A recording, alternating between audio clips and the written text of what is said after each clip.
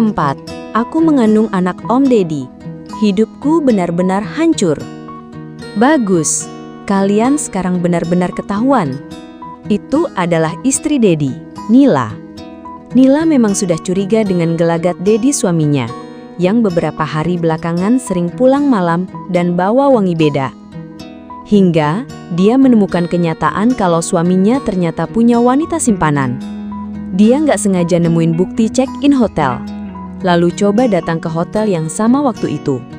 Karena Deddy sempat bilang ada meeting di Hotel Holiday Me. Tentu saja kali ini Nila tidak percaya. Dan benar saja, suaminya tampak gugup waktu itu. Spray yang agak kusut, dan dengan telitinya, Nila ngecek tempat sampah. Yang ditemukan di sana cukup banyak tisu bekas. Dan dia tahu apa artinya itu. Saat masuk di kamar hotel itu, dia langsung bilang ke Deddy, "Kamu mulai main wanita, Mas? Apa aku nggak cukup?" Deddy yang tidak biasa bohong tampak gugup. "Ma, itu mungkin bekas orang." Dalihnya, "Bekas orang? Kamu pikir pihak hotel tidak akan membersihkan dulu kamar sebelum ada penghuni baru? Apalagi ini sekelas hotel terbesar di kota ini." Nila semakin marah. Deddy akhirnya ngaku, "Maafkan Mas ya, Mas janji nggak akan ulangi. Wanita itu cuma wanita panggilan, bukan pacar atau semacamnya.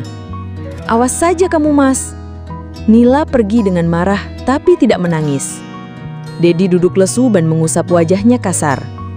Tapi hari ini, Nila menemukan suaminya main lagi dengan wanita yang sama. Dia tahu tentang Susanti pun sebenarnya dari Deddy sendiri yang didesak oleh Nila di rumah. Kalau kamu suka dengan cerita ini, yuk subscribe dan like dulu. Jangan lupa aktifkan tombol notifikasinya juga. Terima kasih.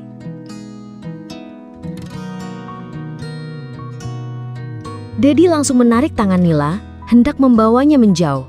Tapi Nila menepisnya. "Kamu keterlaluan, Mas. Kamu bahkan bawa wanita itu ke villa milik kita." Kali ini Nila teriak. Susanti semakin takut. Tangannya gemetar. "Dan kamu wanita murahan, awas saja. Dunia akan tahu perbuatanmu itu." Teriak Nila lagi. Dan saat bersamaan, seseorang muncul. Dia adalah saudara laki-laki Nila, yang ternyata bawa ponsel dan mengabadikan momen pelabrakan ini. Bukan cuma mengabadikan, karena ternyata mereka sengaja buat live di aplikasi video pendek populer negeri ini. "Apa-apaan ini?" Deddy panik.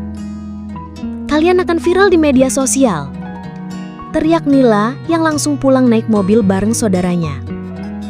Deddy mengejar mereka pakai mobilnya, tanpa peduli Susanti yang berdiri mematung sambil menangis. Deddy ingin menghapus video itu, tapi sayang sudah ramai yang nonton. Rekaman live juga sengaja diunggah di beberapa platform. Deddy tak bisa apa-apa selain meremas kepala. Ramailah perbincangan suami selingkuh dengan anak SMA. Susanti pulang naik taksi online, dan saat sampai rumah, ibunya sedang menangis. Perak! Tamparan keras mendarat di pipinya. Susanti memegangi pipi, air mata mengalir deras. "Kamu keterlaluan, memalukan. Apa ibu mendidikmu seperti itu? Jadi uang itu bukan kasbon dari bosmu, tapi dari hasil jual diri ke om-om." Ibunya menatap tajam Susanti yang cuma bisa nangis sesenggukan dan minta maaf berulang-ulang. Dia tidak menyangkal. Dia akui semuanya.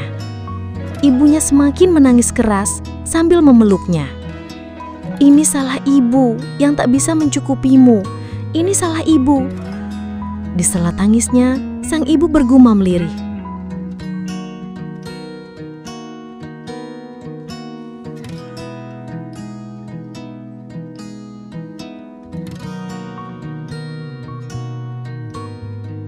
"Ini salahku, Bu, bukan ibu."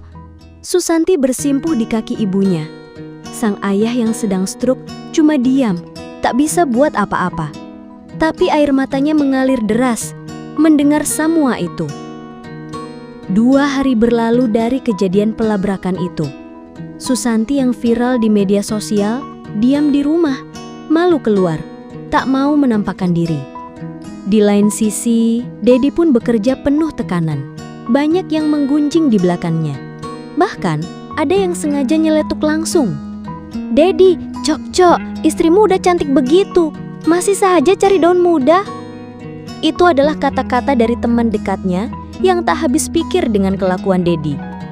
"Iya, entahlah, aku sedang hilaf saat itu," katanya. "Hilaf? Kok berulang-ulang?" Temannya geleng kepala. Dedi tersenyum kecut. "Hilafnya enak, kamu juga kalau nyobain bisa ketagihan," ucap Dedi yang kesal.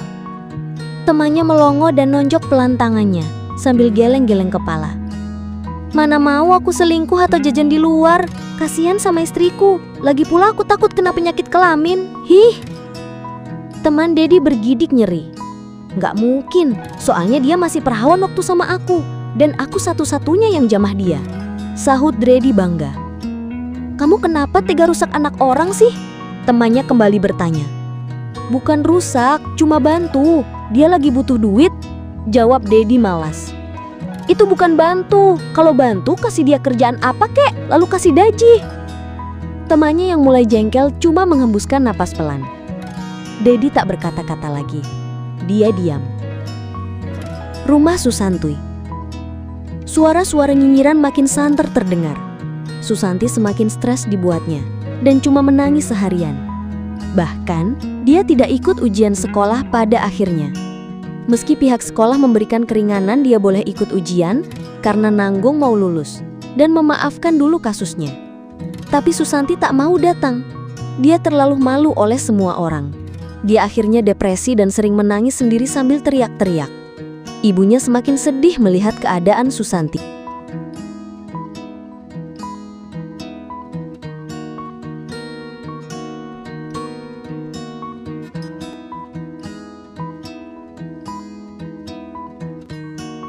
"Jangan begitu, Nak. Kamu harus kuat.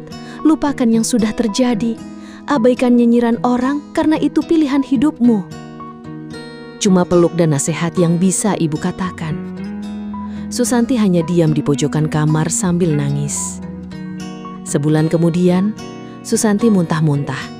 Ibunya panik dan mencurigai sesuatu. Dengan cepat, pergi ke apotek untuk membeli tespek.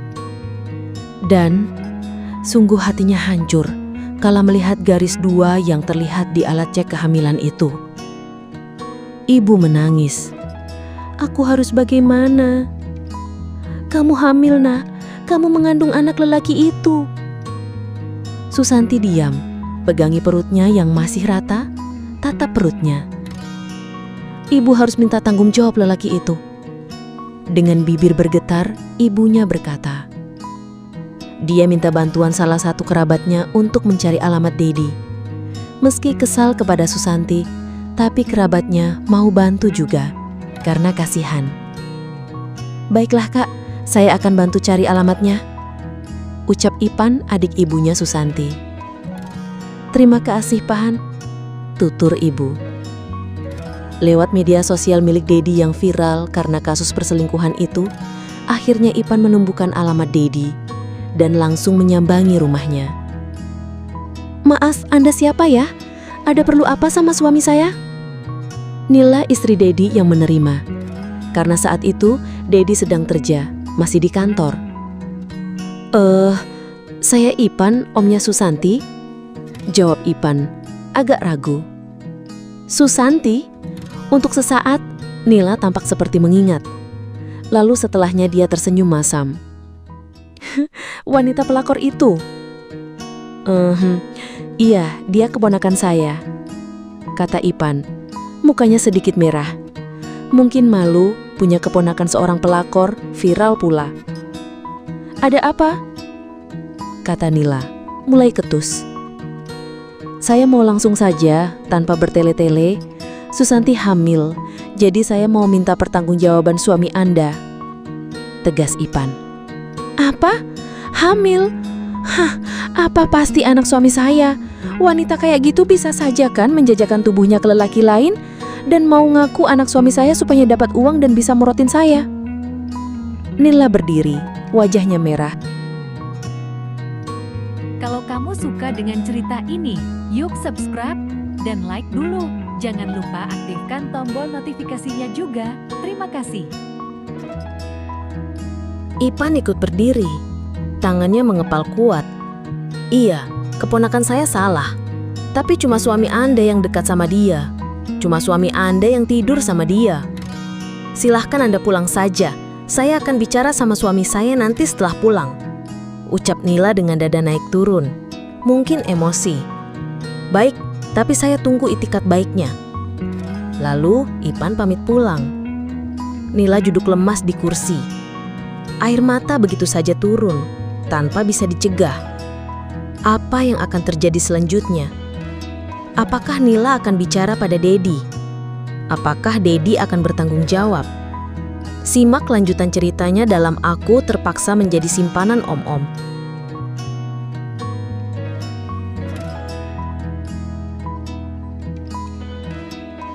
Kalau kamu suka dengan cerita ini, yuk subscribe dan like dulu. Jangan lupa aktifkan tombol notifikasinya juga. Terima kasih.